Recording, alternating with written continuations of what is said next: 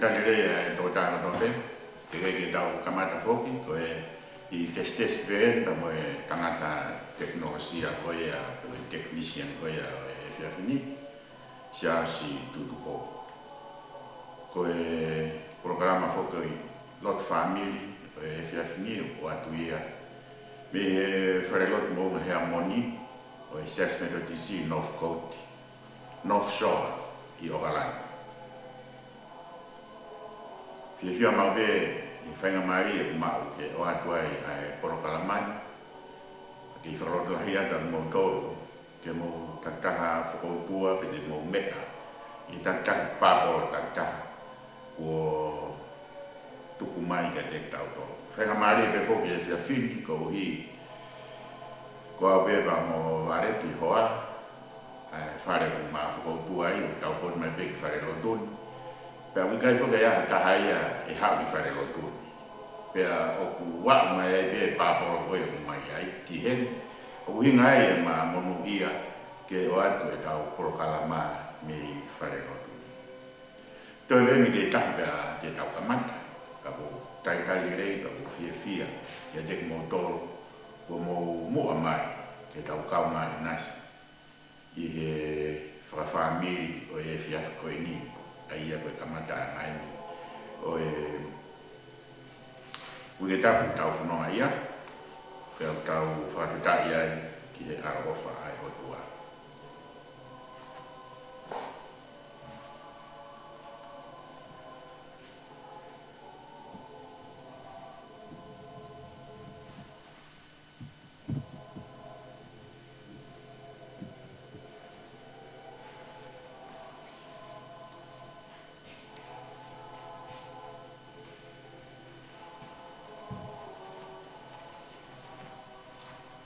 Watu whakatono me whoki I live stream Aemi I he pesi Facebook a goia ai wahi whanuatonga o Aotearoa Kapo e whio ai o tua o Emanuela I o tau roto-rotonga Whatapu atu ki he Hawaii o e whanua Whatapu atu ki Hamatahapure Pe ai whakatapu ki he Palestini o Isias Methodist o New Zealand. Whakau te raita tina hau I Weikune. Pe ki he kau whaikau whanu katoa pe, kau se tuata. Me he ngahi kainga lotu o Isias Methodist. Pe tau whakamamafa whoke ngahi whamiri. Adau ngahi manga keresi ko ia o e wikeni pe tau whanonga ia o e wiketapu. Kau te wita whinau, wahau atu ai porokalama lot family o e he whiawhini. Aia o atu ia me he whare lotu o Mounga Harmony o Assessment o DC I North Coast I Akalani. E whiawhi moni deni a haono o e pereri wafe wanoa. Tau fia padoa be he tau wau sia mo ui ai a koe ni.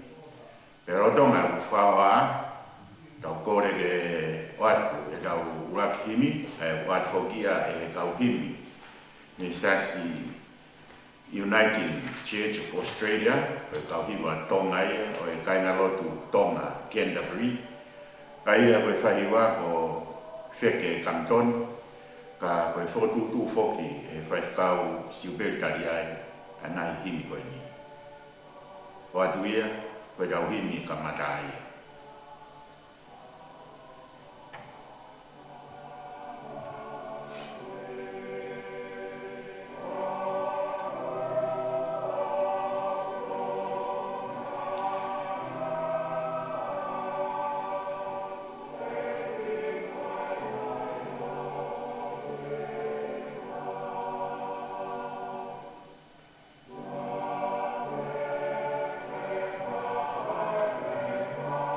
Pai ada download ya tahu apa tu ini.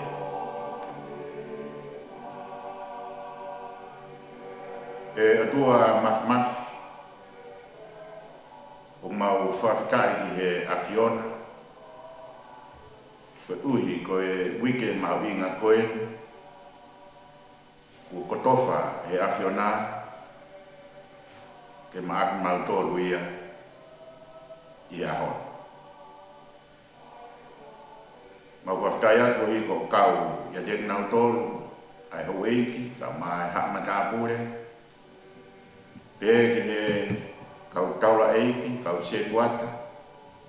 Ya mau whakataya lahi atu. Ko hi. Ko whakatofu e ngā whamili hono katoa pe.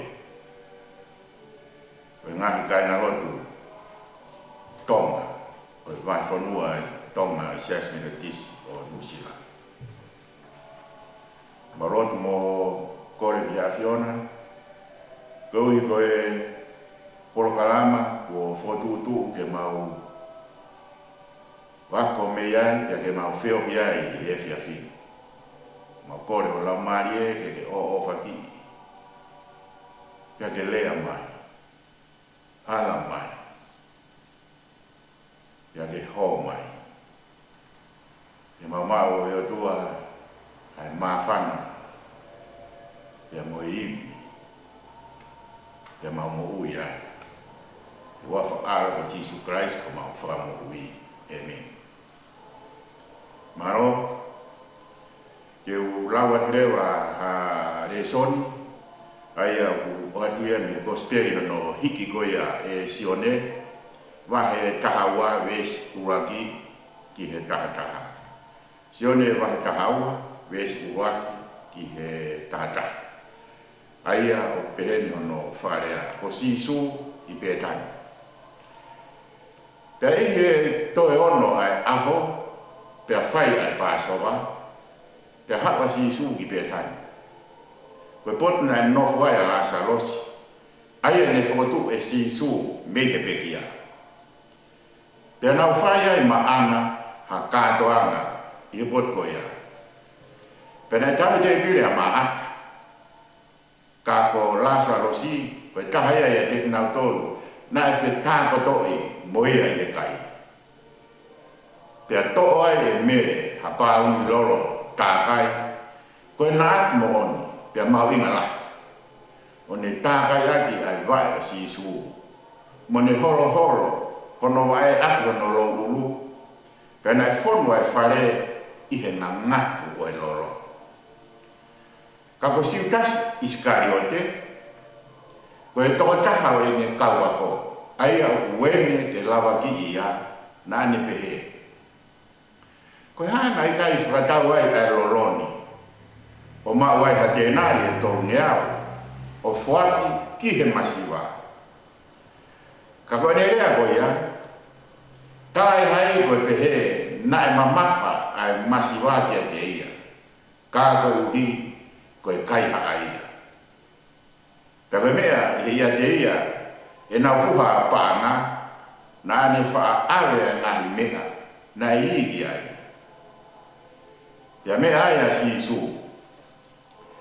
Tuku bea te whine, ke ne tauhia, ke aho ho kanu. He koe mea ke masiwa, ke mo whiangai ai pe mokina ko. Kai kai, ke mo whiangai ai pe moa. Koe whaafaa ke tamate ke Lazarus. Vesi iwa. Pea iwa i ha toko lahi o haa siu o kune i he pot ko ia.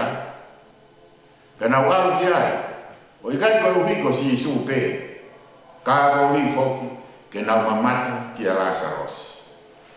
Aia kone whakotu me he pekia. Kaka pure aki e hoi tawa e ki ke tamate mo Lazarus foki. Koe uhi, koe mea ia te ia, na e more ai ha tō lahi ka paa siu, o tui tiki tai kia sisu.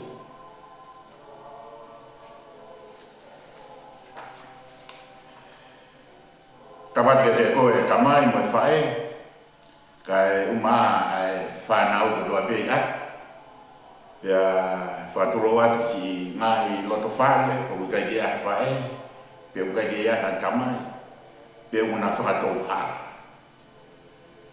ka wea o whaat ai Palestino e siasi whakau se kaita kina hoi wekune he kau tawa e ki hono katoa be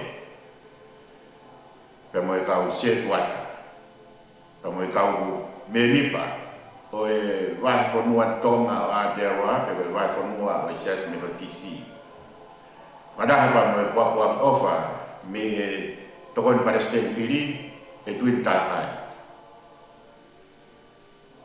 ai popa ofa ka den motora ngai family hono katoa be kawan dia mo mau am ui hao da mo mai e dai fai na ta ko o tau fono ia ko uhi ko e foko tua be ko mahaki foko aupa ia no foko rea ko virus corona be ko covid ka liwa ai ko ne to atu ai mo ui ai lauman e kai ngatai ka ko whakautua ai whoki mo halau tino. E rau whakatai, neo mau kapu pa manihi New Zealand, kai ia mai ki he ngai ahon, koe tō tahape ko more ai ne mo ui. Pea kai ke ngatai, o digai ke fu hake uta whewhe hano mai e whakautua ai ngatai tōrai. Ka koe o whaka te mo tōru hon katoa pe e whanau, e ke ronga e whanau i ki. Neo mo ko wholoa ai pōuri ka whatau pe whoki ai hiwa. Ko hi ko e taigeni ko ataa i ai tokolahi o e ngā whamiri. Pera e ngā tai o ku ia e ngā whamiri o ku aho. Loloa pe ka te nau tōru ko e hi ke ukai ke whai whoka ako ka ni ko e ke o ngā ue. I a bongbongi. Pea ku whakauka pe tau polo kalama ki tuai, i hiwa e whiaki, ko hi ko tau kātoa. Ko e kawenga e tau, hange koe ko mō mea i ko tau tau koat, ko e lāranga ki tau tōru ke talak mō ui. Ko e weaving us together to proclaim life. That's the annual theme. Ai sias me do tisi. Ia be time you whaha ata e wa Britania, ia time you le ata e le whatonga, ko wibe ko whanau. Ko tawina koe a o e mahina, ko e whelaulau, to e tu, moe mo ui. Sacrifice, resurrection, and life. Moro koe a mo mau ha mo tohi tapu pa mo kumi ki he tohi tapu i he Gospel according to St. John chapter 12 verses 1 to 11. And this is the story in Bethany, Martha, Lazarus and Mary when Jesus visited them and joined him in a special meal provided by the family for Jesus. And his disciples joined him, and others also. And there were many who came to Bethany. Bethany is about 2 miles away from Jerusalem, so it's not very far.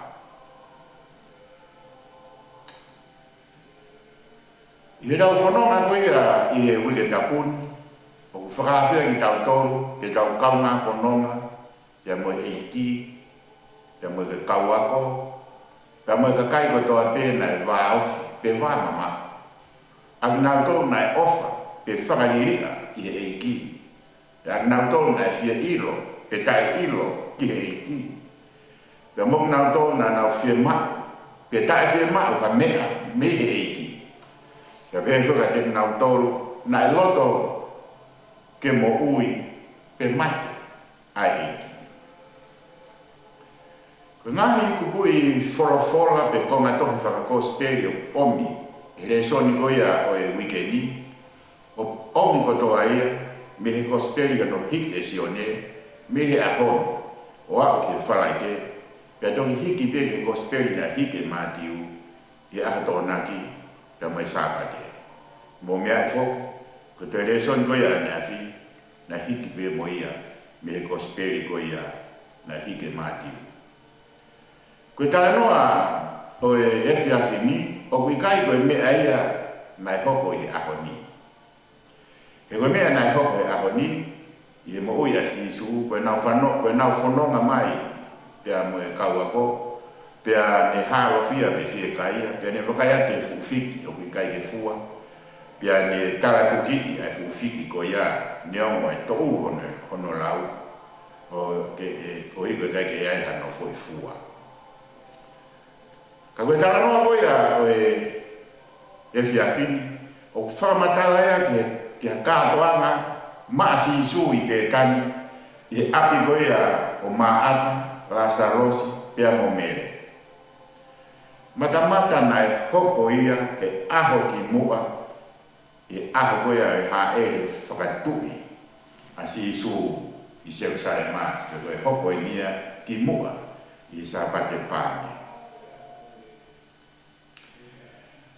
Oku honga kia Lasarosi pea mo hono honga tua whakine ai whakamu ui koe a Lasarosi.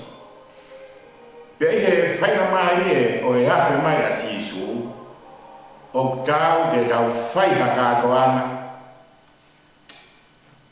whakawhetai maana i ene alo ofa o whakamu ui mai a Lasarosi. Vesi wa ka ko Lasarosi koe tahaya ia te nau tolu na e whetako toi mo ia i e kai. O kui kai ma kehe a Lasarosi. He o pehe mai he whamatara koe taha pe ia te nau tolu na e whetako toi mo ia. Ia whakahama he tolu vesi wanoa o pehe ai. Wakai o tu he matapa o tu itu. Kaya taha te ne to te uhua ia o kai o mohe mo ia. Ia ne kai o mohe ia ia moa. Ki whamiri o kui kai ka kātoa ngai ia ma Lasarosi. Ka koe kātoa ma aiki. O kose unga pe kia maata Lasarosi mo mere ai kau te kātoanga. Ko mere o tate pire i fope. Ko Lasarosi o whetako toki mo ki nau tolu na e ia ia. Pea neomo o wikai ke sentāia Lasarosi wano a. Tako hinga e nau kātoanga whakawhetai koe whakamui ia. Kana kai ke sentāia Lasarosi. Kana whetako toi whataha pe ia. Mo e taha kotoa pe o hage ko ia koe whakaria ai komi. Pea ko mere ae na e whai te i mua o tānaki mea si isu. I kātoanga koe ni. O kai ke kanuku e whai te a mere ke whai e tānaki me eiki. Ka kua ke ai mo ui i e kātoanga koe ni mai eiki. He koe ne toko mai a ene koroa o tauhi he riro o lua. Aia koe lolo tākai, koe nāti mo ono, pia mahu inga lahi i ono whakarea. Koe talanoa mai e whakarea ni koe hina ala pasika. Aia mona pehe koe wahinga sia, koe wahinga hina koe aia e lolo koe ni. Ko ne hiri pe upu koe ai lolo pe au sila i ewa e tāpuni koe a koe hina. Pea tuku i ai i a taimi fuoroa. Ta koe taimi koe ngāo e kei ai lolo koe ia. Kono whakawa koe pau pe te whahiki ai muru hina. Te ukai ke pehe ke taisi ke hange koe hina koe ni tau mahehi mo ia. Ka ia no whahiki pe koe ia o mutu hina ya pau rewa e ringi ai lolo. o ngā wea. Wharea me wera ulawe ke ane nai, koe lolo tākai, koe nāti mo oni pia mahuinga lai. Koe whainga mahuinga lahi, o kei whakarea mai ia ke hange koe whakafuafua koe nai whaiwe singasi, nā mauai hati e nare tō mea. Kai whakarea pia koe mahuinga lai. Koe whakarea koe ia ke mahuinga matai tō whea, koe ke iai ha whakarea ia e taine whea whakamatala i, ke mahuinga matai tō whea, o whiunga moe whia. Ka koha mea o kai ke ilo e o whiha, ahono mahuinga o whakarea pia, koe matai tō whea, mahuinga lai. The pearl of great price. Ta tau pe ka mo hina rolo ko ni. Ko hina rolo ta kai ko ni. Mahuinga lai. Te tau pa kai a sere ma tolu pe sta no. O tala mai, o ke tala mai ai ko lahi. He nai ofa te he ai o tua ni mamai. O ke tala mai ia te nai lahi fe ai ama ni fa. Ke ke rawa ka ko ka te mai te. He nai ofa pe he ai o tua. Koe ofa ea o lahi o weke lawa o whakamahina. Koe te lawe kia e kuna ke ofa koe ea to ua. Ono rolo to o hao mo di maka kwa mafko hai tuku ai. E a wiko pe ose a fo ia mo tau mai o whai atu no whainga ki fua no rolo to pe ose. Kai ke, na ea mai kia mere na ne luwa a ene mea kotoa. Pia tau wako me iai i e lua e mere ai mea kono kotoa pe. Moni koloa mahuinga taka pe. Iyo na ne taka ia ke wae o si Yesu pia horo hono wae aki hono lo uru. Koe kātoa ngā mai e ki o ka wako i a mere ai whakaha aki. Ai dau whakawhetai a hano whakaha mai pe koe ngāo aki e tau oso o singa mai. Koe mea o whiunga mo mahuinga lahi, koe oso singa maari. Aia pe koe mahuinga taha, ka whai ati, ai whakatoho ki lalo tau kotaha. Ka whatohai, neo mo koe koloa mahuinga, ai loro tākai nai haa mo mele. A koe taimi na ne hangai o whai ai fuako ia, na ne whai adia ai whakatoho ki lalo tau kotaha. Right? Na ne hana o tuwane a no uru. Aia koe tuwane ai uru, o whai pe ia ehe whewhine, ki hono hoa pe koe ne tangata. Kai he, o kuhawa mere whakatō ki la. Whakahopa ne whakaapapa. O ne hana o ringi ai longo tākai mahuinga la. Ka whakatō ma pe he. Ai hono lau ki hono logu o holo ai wae ko ia o Yesu. Wea mai kai na e tau wanga e tau whakawhia ngai a ki tau tō ngahu se pāniki o gai e ngaka pe ka tau tahi maru ia. O gai e lo uru pau ko osko tofa maau na ta fuakawa ko ta konani. Te mau he tai meni, nyau ka le pehe ka o kai kawa o toa pe. E nau ai, o tō ai whakamahu i ngā, halo uru ke, o waka halo uru a. Ka i he, o hawa mere ka mo ne mo ui whakatō i lau, o whaka kato, a e ne mo ui, ia tō ma pe, o holo aki hano lo uru, ai wae ko ia a Yesu. Ko ni amo e maru ia mo e ne kawhiruna. Mo ne himi e maoni ko wheha poto.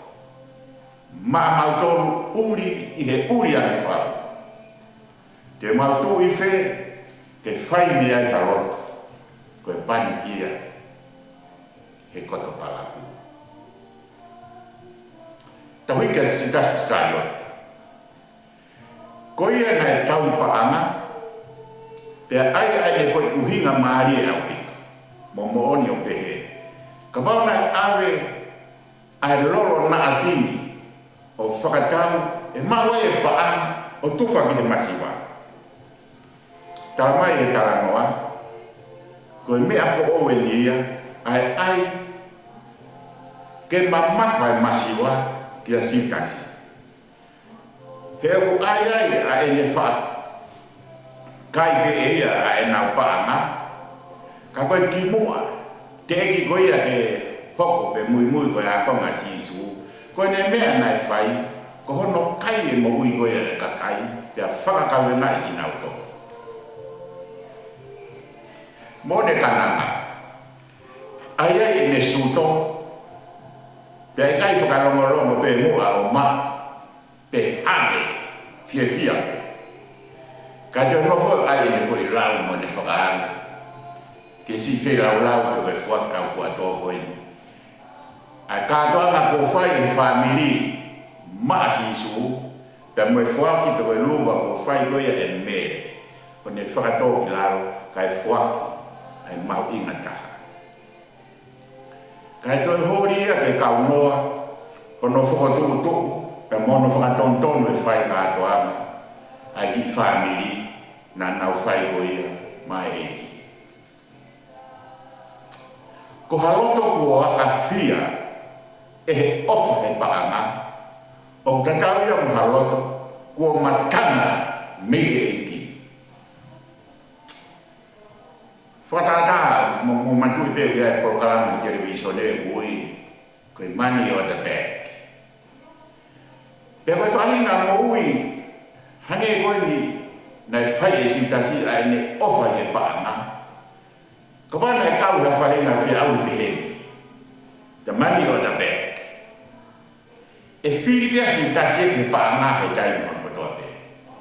Aia e au hake, o tahamano. The money on the back. E whiripia he tahamano. Ka awatu, wapa, ki he pehe mai. Koe paanga pe koro lau maari e. E whiripia he paanga. Kono whakamoni, e nāwa ne whiri, ka mani, pe ko sisu. Ka nane tukuami, a sisu ka whiri ia ki e panga. Pe he whahenga mo ui, o ku waka whia, e ofa ki he panga. U dai koe panga ko vi, ka koe ofa ki he panga. Koe pore au whaia, ia me tau whanonga koe mo eiki, o ku mahu inga, ke lahi ane e tau ofa, ki he eiki, i e tau ofa, ki he paana.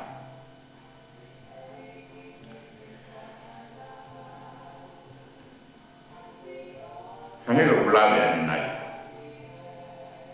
koe lau maari e mahu inga lahi. Tukia e lau e whulfula, e koe haa mea, e mau e ata, kabane ne mau a maamani, kai mōre ono lau maari. Na e piki pe ai, a siutasi o au ke e whakatau a ki ia, mō tau e ki o hange, koe ki tala teo na e whai mai, e he tau e soni e kia whini. Ngā whami, o kia e tau mere, tamo e ngā whami ko pe tani, e nau mo ui, o kehe e nau whonga, whakahai he eiti e nau fia, ke kātoanga mo ia, pia tuku pe mua ki nau tō, ke kakato e nau fia, i e weke, ki he eiti. Kātoanga e hako, kātoanga e mai, kātoanga e pa, ke kātoanga e whai a. Iyo, pia nā moha kātoanga, pe koe kātoanga lotu i a putu, pe koe pekia. O tau ke whakawheka ai pe, i he ho ata ai ofa ai o tua, i ha tau mahaki. Pe hao i ha tau putu pe pekia, i hape mai a eiki, pe koe koto whakanonga ia, pe koe whakawhia mai. Koe kau siu ka walahi, na nau o ke koto ko ia, ke nau mamata ki a rasa rosi. Pea nā nau tui kia, ko hima nau sio ka rasa rosi, i pawaki atu ai tānoa. Mana tui koe o mai whukakai tōla, na nau mai mi kāreri no me ngai wheitu keke. Ka koe tōla he kakai o me kāreri, koe tōla hi e ke nau tō o kai ma tau si ka ko hiko o fo ya pe kan de seu sa le ma tau pe o mai le be ua pe kilomita nai o pe ua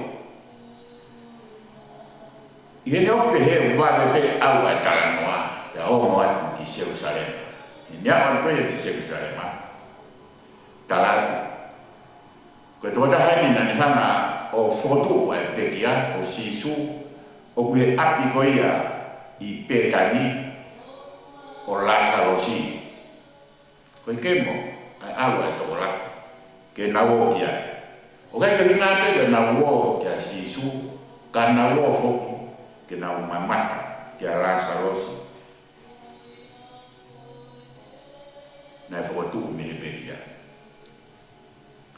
ko a o tu tama ke na to lu o kukai fie o ke fina ngao off o o tua o te ke na ilo pe tui ki na to ko hata o fina ngao o tua ke faka mo ui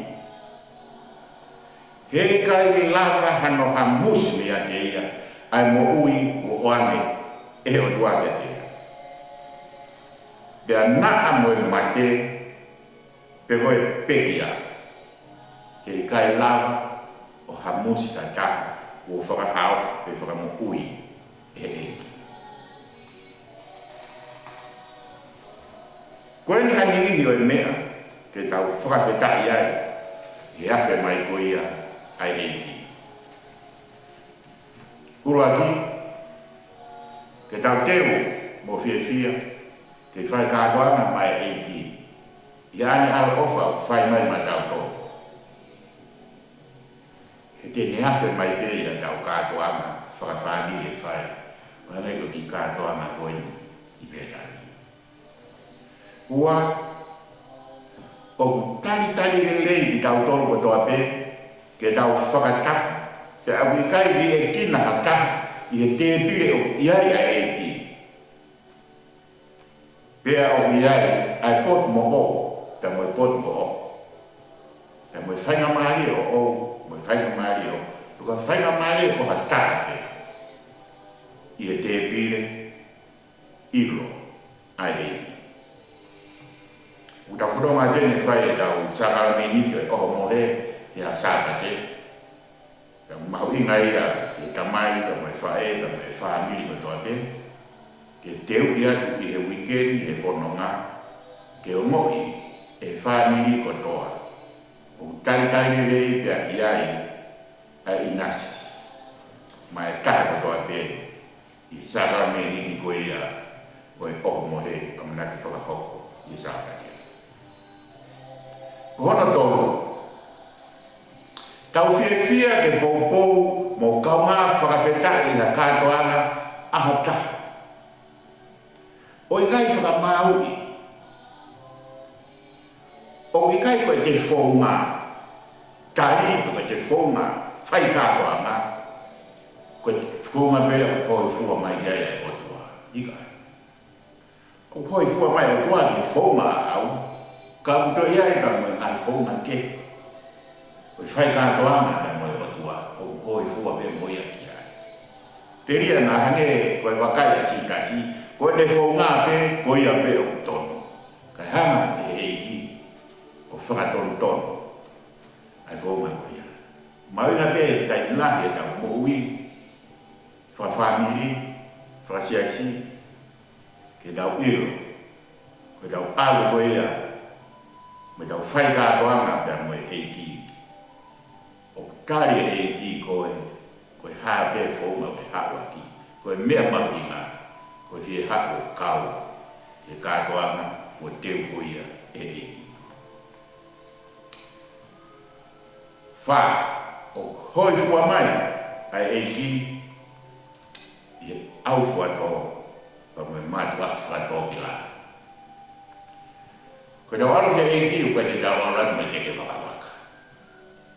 O koe tau aru koe ke eiki, o koe tau aru ka tau rau o tau eiki, pi tau rau o tau koto, na tau rau o tau tuku whakahoro. Pe te tau rau e mea kou tau mahu.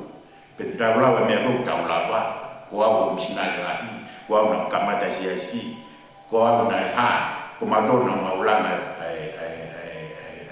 fare lotu osko ya laweni ko matoro o pure tarasi ko matoro fai tutuni i hanga i kai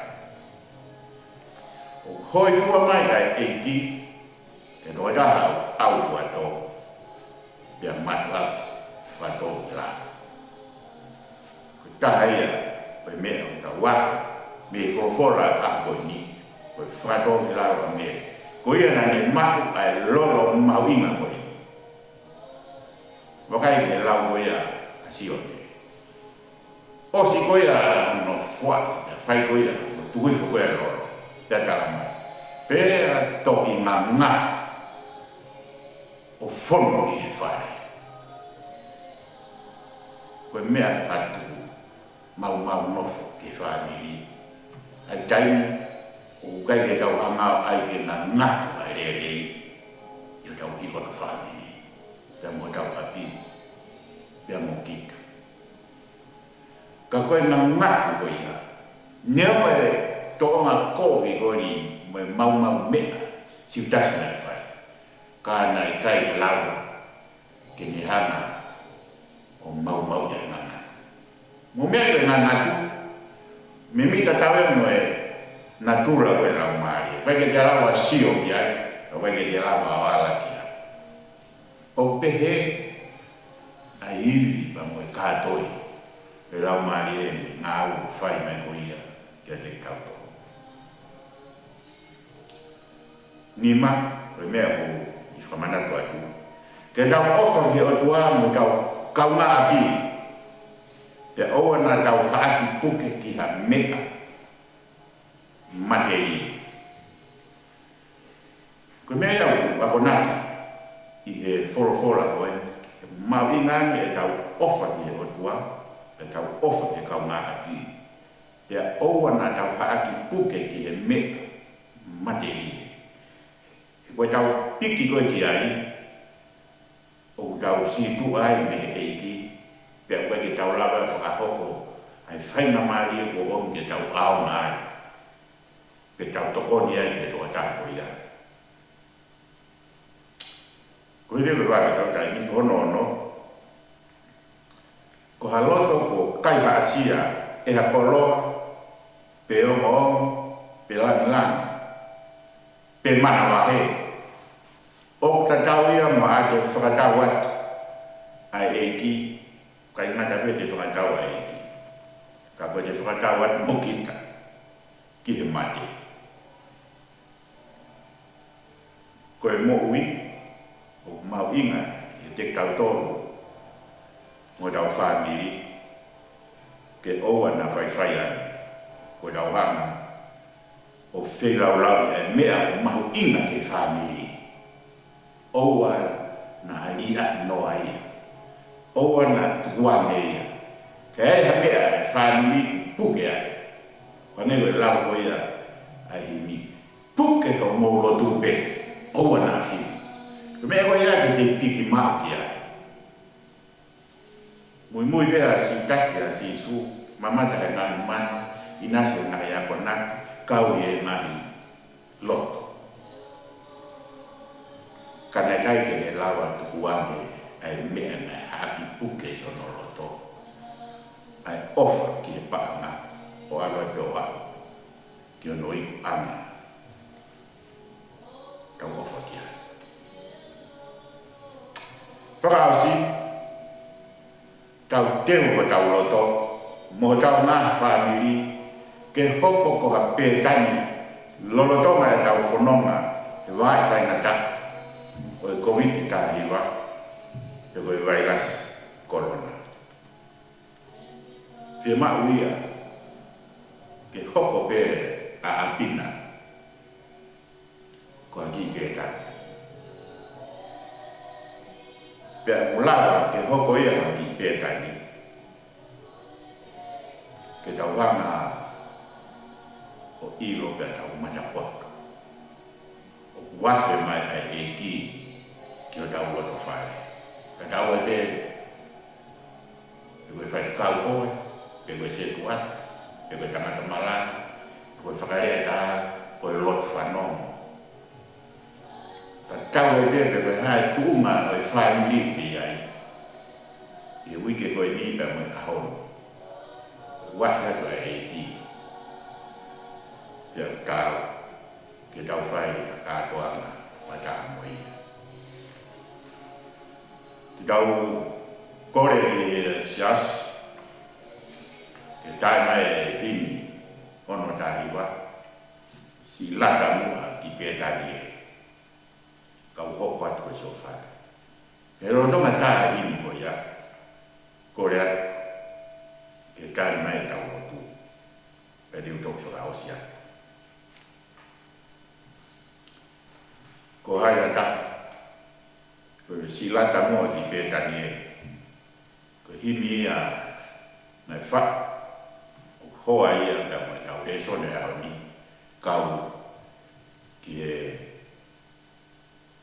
fai ka to mai di family masi su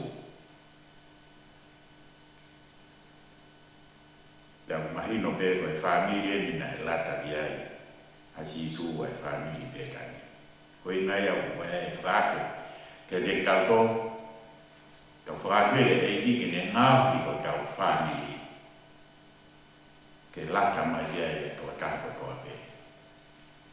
pe e na lata mai dia ai matai ni mawa ya tuaiune mawa be fu kolola na ni inasia we ro mai ke we dau ni korea tu te motor mai family mo kata o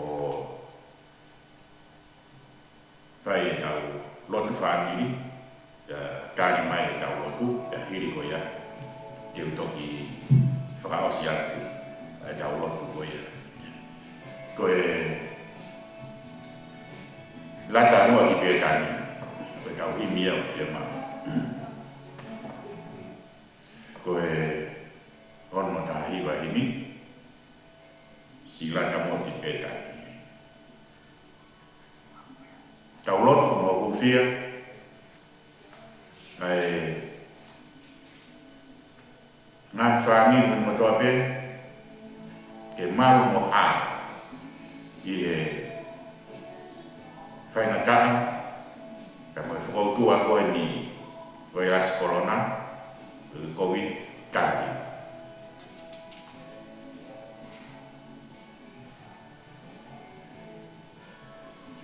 ande ini ko ni vaka ya ko ko hai ka e piki mape ni mangia o mo mai wa ya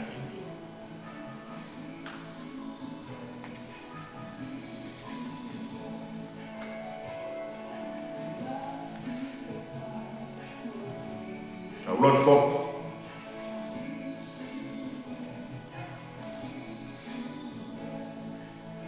kita teo mo fia kalau mai egi ya ni al ofa fai ma tau to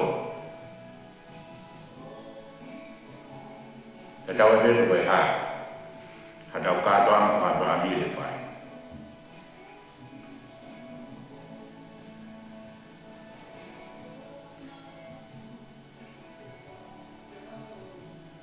tau lo fo ke ho fu mai egi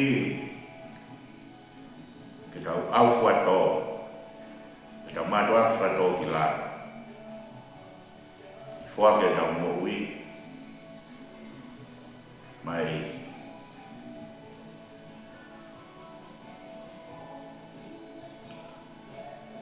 tau lo fo ke tau ofa ke ho tua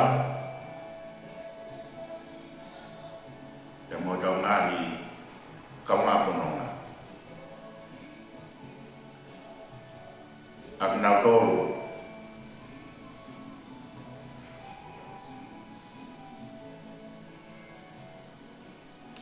o que não inasi inasi lei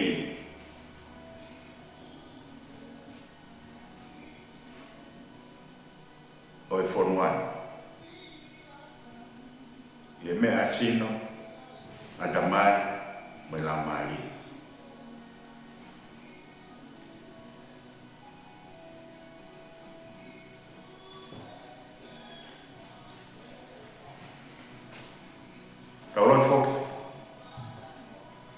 ke o na kai ha sia e koloa pe bahao mo pe lan pe te tau mana wahe pe te tau putu ke ku ngai ha tau kuat e tau kui me tau palala o tau iki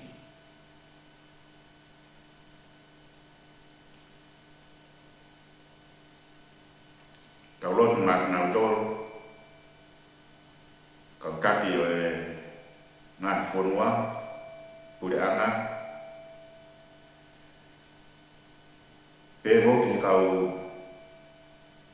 toketa kau nes